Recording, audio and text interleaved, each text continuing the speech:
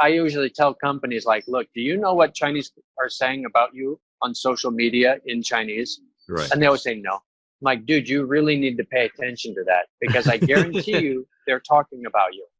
Well, If you have a hotel in the south of France, I guarantee you Chinese consumers are talking about you. well, you know what's funny? Because if you get on Meituan, okay, so for people that don't know what that is, it's kind of I love like Meituan. group on Yelp, right? I mean, that's the best way I can kind of put it. But if you look at Meituan, if you're in the US or even Canada, pretty much anywhere, and you look up your restaurant around that, because Meituan kind of takes your location and it shows you everything around that, Yep. you're on it.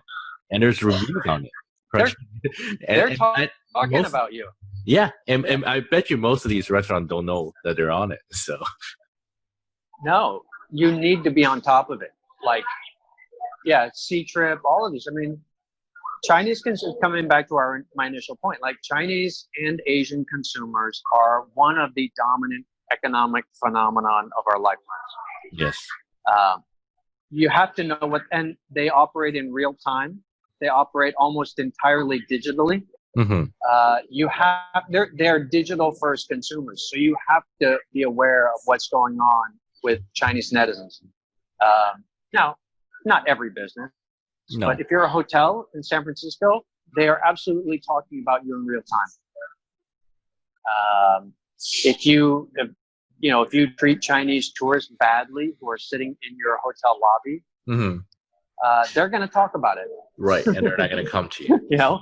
Yeah, for sure. And so they are a phenomenon that is like, one, they're huge, and it's really dynamic. It changes like all the time. You have to you have to play what we call smart offense.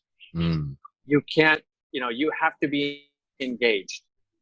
I wouldn't call it PR. I'd just call it marketing and sales. Like your reputation is being changed in real time.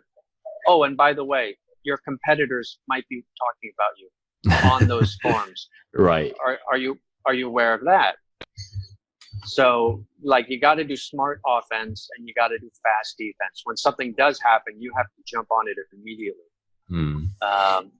I think McDonald's is excellent at this. Like they had, I think I wrote about this in the book. Like they had an issue in one of their restaurants in China. No, I think that you wrote about KFC because of it was KFC. ISO, it was KFC, right?